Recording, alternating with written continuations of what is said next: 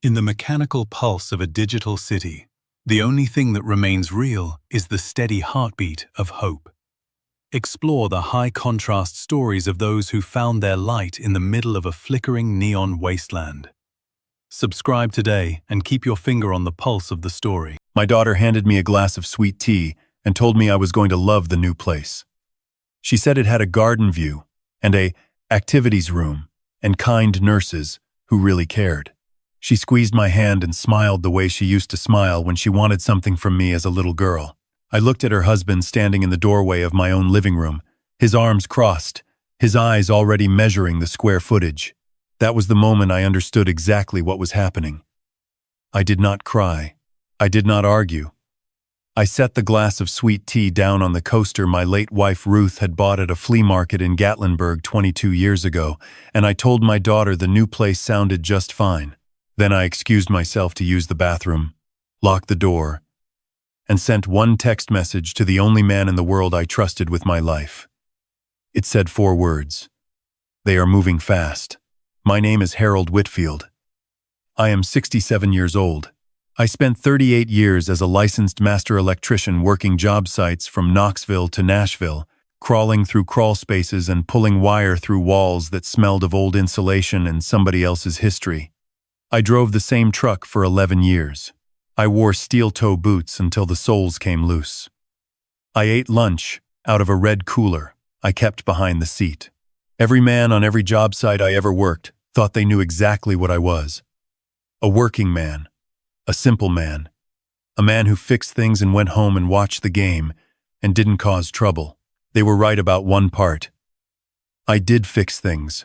What nobody knew, not my daughter, not her husband, not a single neighbor on my street, was that I had been fixing things with other people's money for a very long time. Every dollar I saved over 4 decades went into one of 3 places. Land in counties that nobody had heard of yet. Small commercial properties that other investors thought were too much trouble. And a private equity fund that a college friend of mine named Clarence Webb managed out of a modest office in Chattanooga. Today, the land is worth considerably more than it was. The commercial properties generate more monthly income than most people earn in a year. And the fund, well, Clarence handles the fund, and Clarence is very good at what he does. I am worth just under $14 million. My daughter does not know this. She has never known this. I kept it from her the same reason I kept it from Tyson. The same reason any father keeps a secret. I wanted her to build something of her own.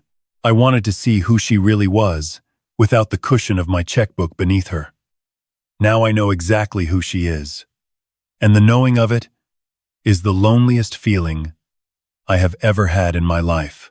My daughter's name is Lauren. She is 38 years old, and she has her mother's eyes, and her mother's laugh, and absolutely none of her mother's character. Her husband is a man named Derek Poole. Derek works in insurance. Or he used to. I found out later he had been placed on administrative leave 8 months before Thanksgiving, which is when all of this started. Derek is the kind of man who smiles too wide at people he needs something from and does not smile at all at people he does not. He has never once looked me in the eye for longer than 3 seconds. I always thought it was because he was nervous around me. I understand now. It was because he was guilty.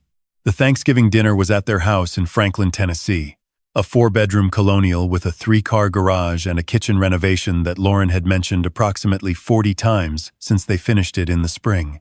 I drove down from Murfreesboro in my truck, brought a pecan pie I had baked myself from a recipe that had been in my family longer than I had, and sat at their table while Derek poured wine he definitely could not afford, and Lauren carried dishes out of that brand new kitchen with the careful pride of a woman performing for an audience. The first sign was the folder. I saw it on the kitchen counter when I carried my empty plate in after dinner. It was a manila folder, with a green sticky note on the cover. The note said Dr. Reinhold follow-up, and the word capacity was written and circled 3 times. I am not a man who snoops. I am a man who notices. I set my plate in the sink and walked back to the table without touching the folder, but I was already reading it in my mind, turning the word capacity over like a stone, looking at what lived underneath. The second sign was the question Derek asked me after dessert. He asked it casually, refilling his glass. His eyes pointed at the wine, and not at me. He said, "Dad, you have been forgetting things lately, haven't you? Just little things. Lauren mentioned you left the stove on last week." I looked at Lauren. She looked at her napkin. I had not left the stove on. I never leave the stove on. I have been cooking for myself for 6 years since Ruth passed, and I have not burned a single thing in my house. But I sat there and I rubbed the back of my neck and I said, "Well, I suppose I have been a little scattered. Getting older, I guess." And Derek nodded with enormous sympathy and said, "That is completely normal, Harold. Completely normal. Nothing to be ashamed of." That was when I knew. They were not building a case for the future. They had already been building it. The folder on the counter, the doctor's name, the circled word, Lauren mentioning to someone that her father had been leaving the stove on when her father had done no such thing. They were constructing a story in which I was declining. They were creating the paper trail for a competency hearing. And the reason for a competency hearing is always the same. It is never about protecting the person. It is about controlling what the person owns. I excused myself to use the bathroom, and I sent the text to Clarence. Clarence Webb is 69 years old, and he looks like somebody's favorite uncle. And he is the most quietly dangerous man I have ever met. We served together in the Army 45 years ago, and we have been brothers ever since, in every way that the word means anything. He knows about every property I own, every account I hold, every decision I have ever made with money. He is the executor of my estate and the trustee of the charitable remainder trust I established 6 years ago. He is also, through a series of holding companies that would take a tax attorney considerable time to unwind, the majority owner of a small regional chain of assisted living facilities, operating under the name Crestwood Senior Homes. You will understand why this matters in a moment. 3 days after Thanksgiving, Lauren called me and said she had made an appointment for me with a Dr. Reinhold. She said it was just a wellness check, just a cognitive baseline, just something the whole family would feel better about. Her voice was warm and careful, the way voices get when the words behind them are cold and decided. I said that sounded like a fine idea. I said I would be there Tuesday at 2. Then I called Clarence. He told me what I already suspected. Someone had requested my financial records from the county clerk's office 2 weeks earlier. A name he did not recognize, but a law firm he did. It was a firm in Nashville that specialized in elder guardianship cases. Someone had hired an attorney before they had even finished building the story they needed to justify hiring one. The sequence of events told me everything. Derek had lost his income. They had debt I did not know the full shape of yet. And they had decided that the fastest solution to their problem was to have a judge declare that Harold Whitfield was no longer competent to manage his own affairs. Once a guardian was appointed, that guardian, almost certainly Derek himself or an attorney working in his interest, would have legal authority over my finances, my house, my assets, everything Ruth and I had spent a lifetime accumulating in silence. I went to the appointment with Dr. Reinhold. I answered every question slowly. I repeated myself twice on purpose. I told him I had been having trouble with names lately, and that sometimes I got confused driving home from the grocery store. I told him that Lauren had suggested the appointment, and I was grateful for it because I had been worried about myself too. Dr. Reinhold was a kind man who wrote things down on a yellow legal pad. When I left his office, I sat in my truck in the parking lot and made 2 phone calls. The first was to my own attorney, a woman named Patricia Souls who had been handling my business affairs for 19 years and who, when I explained what was happening, said 3 things. She said she was sorry. She said she was angry, and she said she would be ready. The second call was to Clarence. I told him to begin Phase 1. Phase 1 was simple. I sold my house. I did not actually sell it. I transferred the deed into the same irrevocable charitable trust that holds most of my real estate assets. The trust is managed by Clarence's firm. The beneficiary is a foundation that funds vocational training programs for at-risk youth in rural Tennessee. It had been structured that way for 6 years. I just made sure the transfer was recorded properly at the courthouse before Lauren's attorney could file for emergency guardianship and freeze my ability to move assets. I had a 48-hour window, and I used it. Then I did something that cost me considerably more than money. I let it happen. I let Lauren take me to look at Crestwood Meadows. Crestwood Meadows is one of the 4 assisted living facilities in Clarence's chain. It is in Brentwood, 20 minutes from Lauren's house. It has a garden view. It has an activities room. The nurses are genuinely kind. Lauren walked me through the common areas with a brightness in her face that was almost convincing. She held my arm as we walked, and she said things like, "Dad, look at this. Isn't this nice? And the other residents are so active here. And you would have people around you all the time. You would not be alone." She said the last part like it was a gift she was giving me. Like my being alone was a condition she was fixing out of love, rather than a convenience she was creating for herself. Derek had stayed home. I noticed that. He had been present for every conversation, every dinner, every carefully staged moment of concern, up until the one where I actually agreed to move somewhere. That told me everything about whose idea this was and who was managing it from behind. I moved into Crestwood Meadows on the first Saturday of December. I brought one suitcase, my red cooler, and a framed photograph of Ruth. Lauren helped me unpack. She folded my shirts into the dresser drawers with a tenderness that would have broken my heart if I had not already understood what it was covering. When she left, she hugged me for a long time.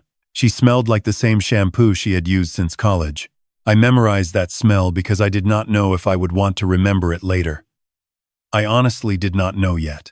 What I did know was that the room I was standing in had a smoke detector in the northeast corner that contained a high-definition camera.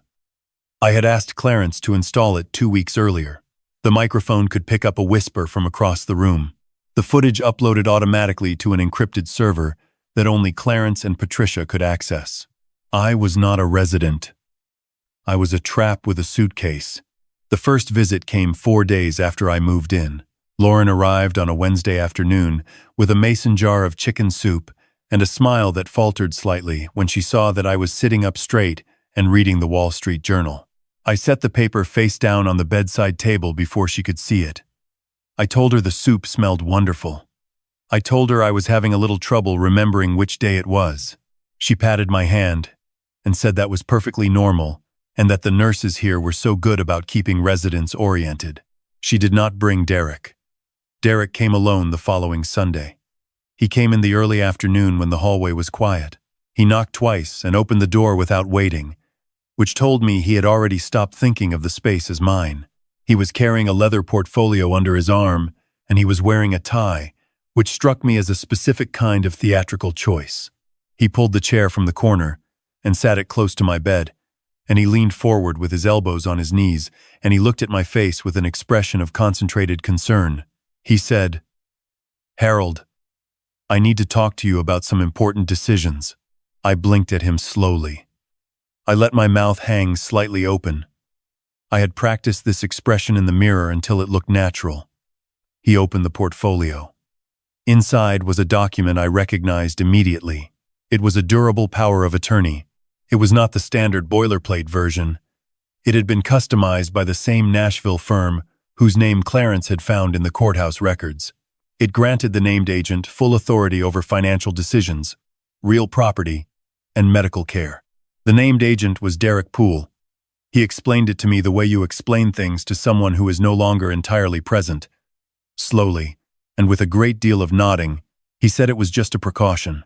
He said it was what families did. He said Lauren had been so worried, and they just wanted to make sure I was protected. He said the word protected 4 times. I asked him what the paper said. He told me it just meant he could help me with my bills and my accounts, that I did not need to worry about any of that anymore. I asked him if I needed to sign something. He said yes, and he produced a pen from his shirt pocket. It was a nice pen, heavy, the kind of pen you use when you want signing something to feel important and final. I reached out and took the pen. My hand was shaking visibly. I had been practicing that too. I looked at the signature line. I looked at Derek's face. He was trying not to look eager and failing at it the way a man fails when the thing he wants is so large that the wanting of it shows through every layer he has put over it. I set the pen down. I said, "I think I need to call Patricia first.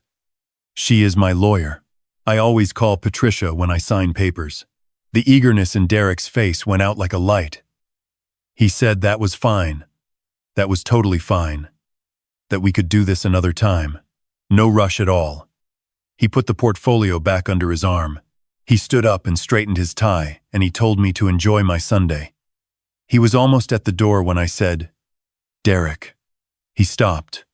I said, "How is work going?" He said, "Good." He said it one syllable too fast. He left, without looking back at me. I waited until I heard the elevator open and close down the hall. Then I reached under the mattress and pulled out the phone. Clarence had taped there the day I moved in. I called him. He answered the way he always answers, which is immediately, and with the first word of whatever he is thinking. He said, "Sunday visit. Power of attorney, solo. They are moving the timeline up." I said, "I know. I need you to check something for me." He had already checked it. Their mortgage was 4 months behind. Derek had a second line of credit taken out against the house that Lauren did not know about. According to the joint account statements Clarence's contact had accessed through legal discovery channels. The total picture was uglier than I had imagined. They were not just uncomfortable. They were 3 months from losing the house entirely. The driver behind all of this was not greed in the abstract. It was a specific number.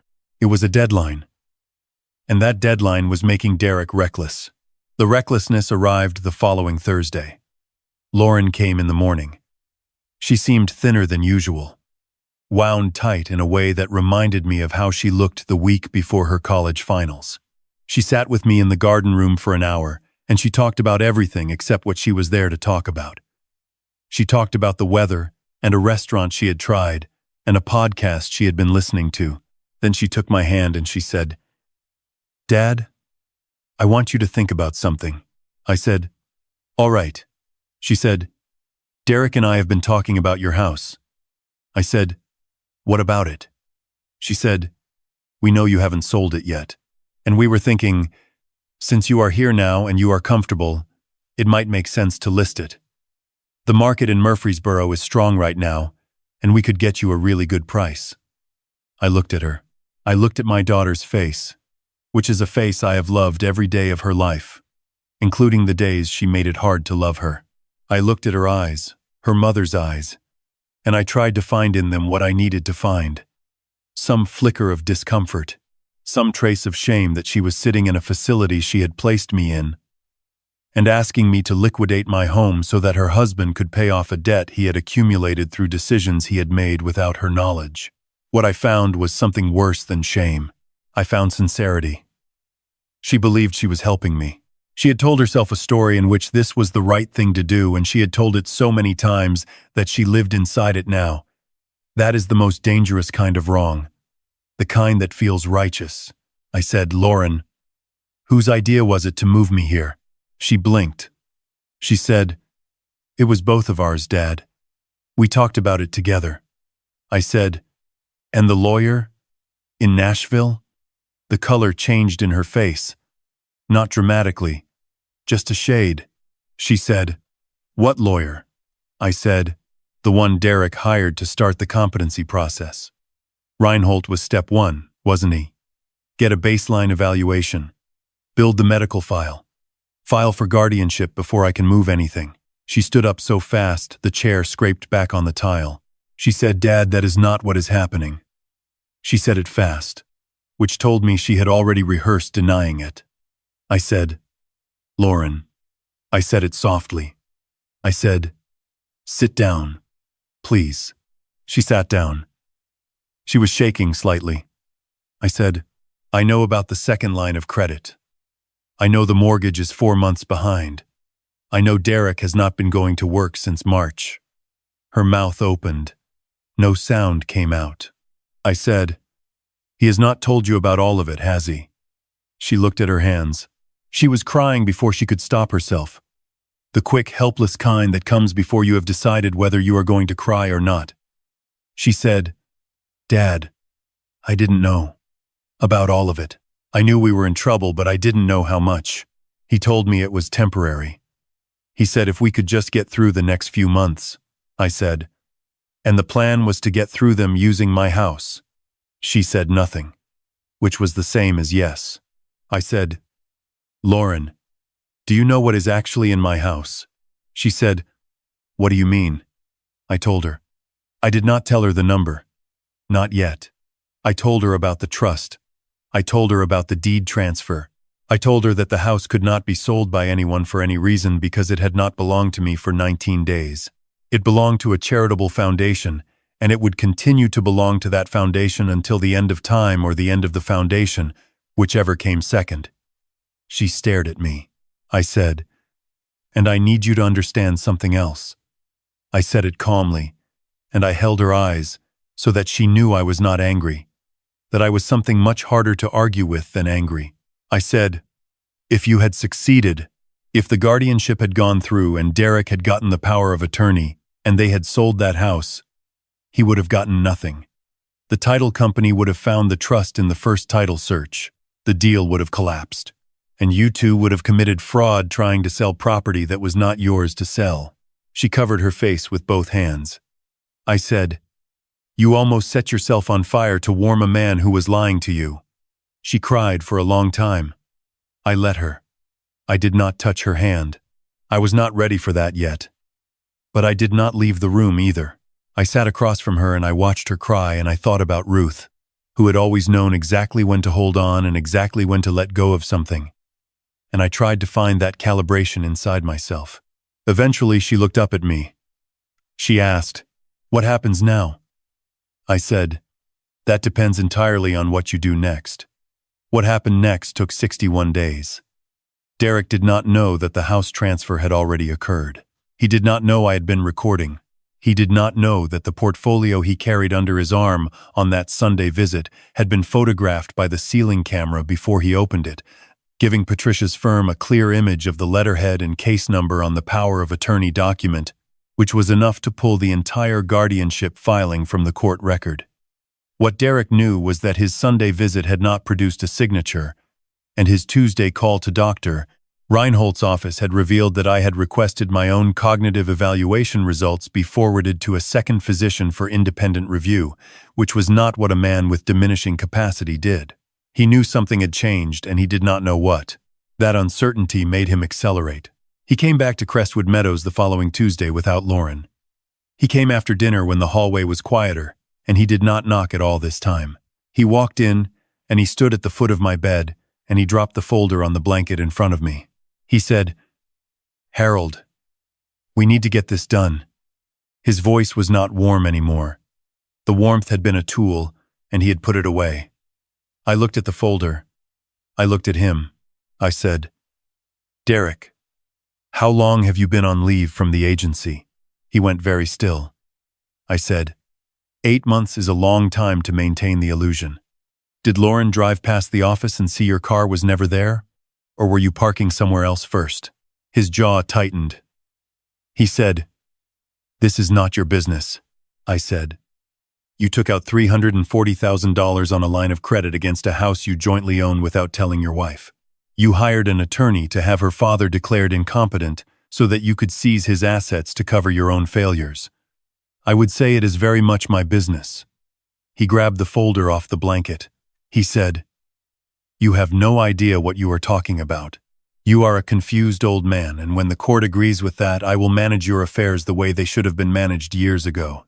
He said it the way men say things when the only move left is to go forward because going back requires admitting what you have already done. I said, "Derek." I said it the same way I had said Lauren's name, quietly.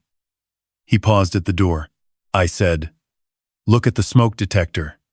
He looked up at the northeast corner of the ceiling. He looked at the small device mounted there. He looked back at me. I said, "Everything you just said was recorded. Everything you said on Sunday was recorded. And everything you told the attorney in Nashville about my supposed incapacity, including the part where you described specific incidents of disorientation that never actually happened, that is called defamation. In the context of a fraudulent guardianship filing, it has a longer name. Patricia will explain the longer name to you. He stood in the doorway and I watched something move through him. It was not remorse. I want to be honest about what I saw. It was calculation. He was running the math of how trapped he was, and arriving at a number he did not like. He left without the folder. I called Clarence. I said, "He knows." I said, "Start the clock." Patricia filed the counter-petition for fraudulent guardianship the following morning. The filing included the audio recordings from the room, the original document Derek had brought on Sunday identified by case number, the county records showing the guardianship petition filed under my name without my knowledge, and a sworn affidavit from Dr. Reinhold's second opinion physician, stating that I showed 0 clinical indicators of cognitive impairment. The counter-petition also included something Derek had not anticipated. It included the financial records. Not my financial records. His, the ones Clarence had assembled through legitimate discovery, showing the second mortgage, the undisclosed debt, the 8 months of fabricated employment. It showed that the man seeking guardianship over a supposedly vulnerable elder had a direct and documented financial motive for doing so, and had taken concrete steps to conceal that motive from his own spouse. Lauren had already left the house by then. She was staying with a friend in Nashville. She had called me the night after she came to Crestwood Meadows, and we had talked for 3 hours. It was the longest conversation we had shared since her mother's funeral. She told me things she had not told anyone. I told her things I had carried for 6 years. At the end of it, I was not less sad, but I was less alone in the sadness, which is different. She told me she would testify if I needed her to. I told her I hoped she would not need to. I told her I hoped he would be smart enough to let this end without a trial. Derek was not that smart. He showed up at the courthouse on the day of the guardianship, hearing wearing his best suit, and a very expensive attorney who billed $400 an hour, and apparently did not review the evidentiary record carefully enough before advising his client to proceed. The hearing lasted 90 minutes. I sat in the front row in a blue blazer Ruth had picked out for me the year before she passed. I sat up straight. I did not drool. I did not blink slowly.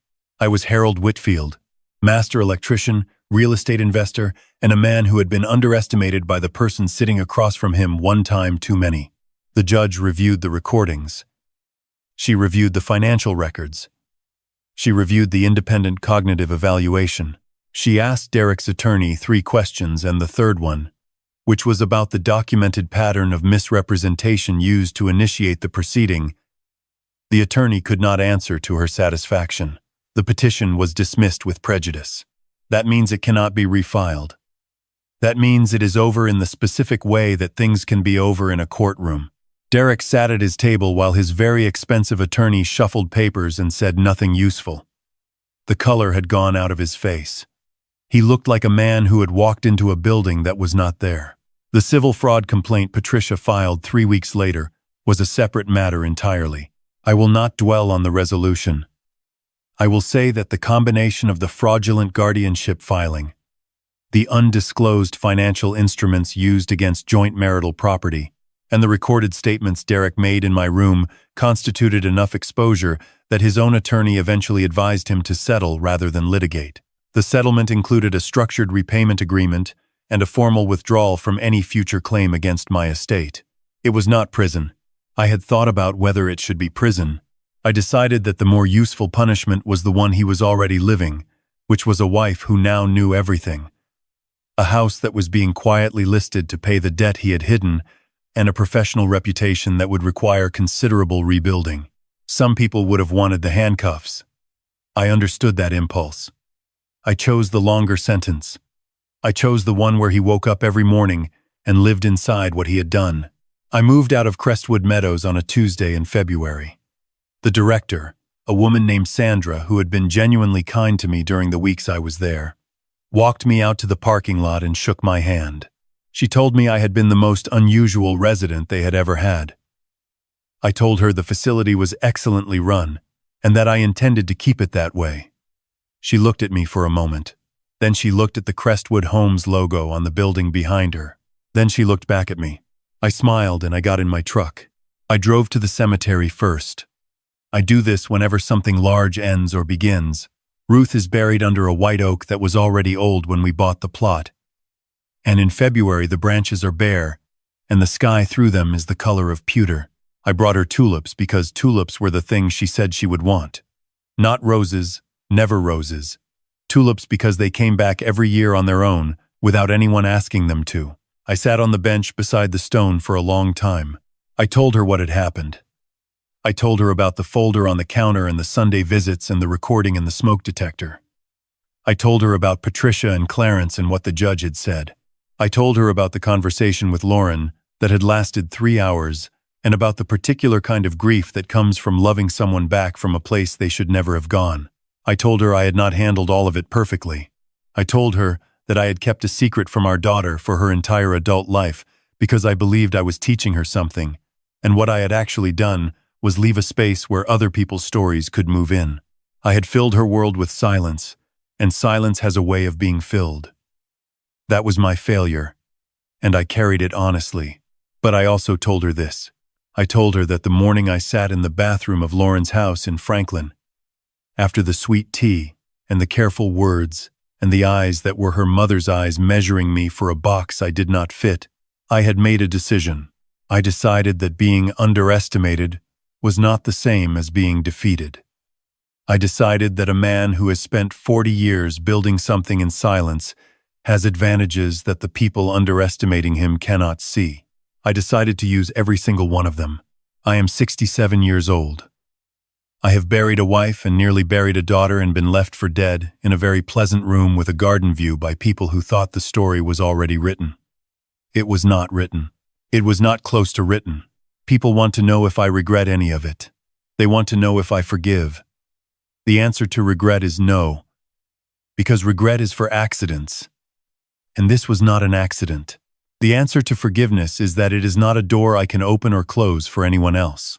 I can only open it from my side, and I can only open it when I am ready. I am working on being ready. Lauren calls me every Sunday now. Not Derek. Lauren. We are learning how to talk to each other as the people we actually are, which is harder and better than talking as the people we pretended to be. Last month, she came with me to visit the program, the Vocational Training Foundation. We walked through a workshop in Cookville, where 12 young men and women were learning electrical trades. The same trades I had spent my life inside, and I watched Lauren watch them, and I saw something move through her face that I had not seen there in a long time. It looked like perspective.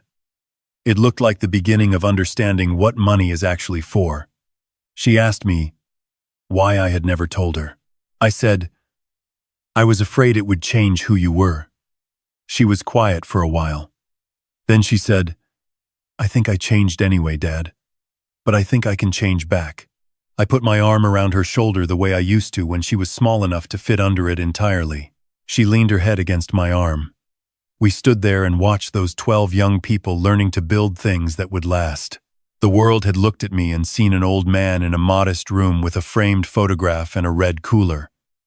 The world had been wrong about me for 40 years, and I had let it be wrong because that was useful. But I want to say one thing clearly before this is over. It was not the money that saved me. It was the patience. It was the willingness to sit in a room that smelled of new carpet and institutional soap and wait and watch and record and trust that the truth does not need help being true. It just needs time. I drove home from the cemetery through the gray February afternoon. I drove past the hardware store where I had bought my first set of wire strippers in 1983. I drove past the street where Ruth and I rented our first apartment above a barber shop with a window that rattled when the wind came from the north. I drove past all the geography of a life that had been fully lived and not yet finished. My truck is 14 years old now. The heater makes a noise on cold mornings, and the passenger seat has a tear I keep meaning to fix. I am in no particular hurry. I have learned that the things worth having are mostly worth the time they take. I am Harold Whitfield. I am 67 years old. I built something in silence for 4 decades, and when the time came, I was not a victim. I was the architect. And I am, as it turns out, just getting started. If you are still watching, I want to hear from you in the comments. Where are you watching from?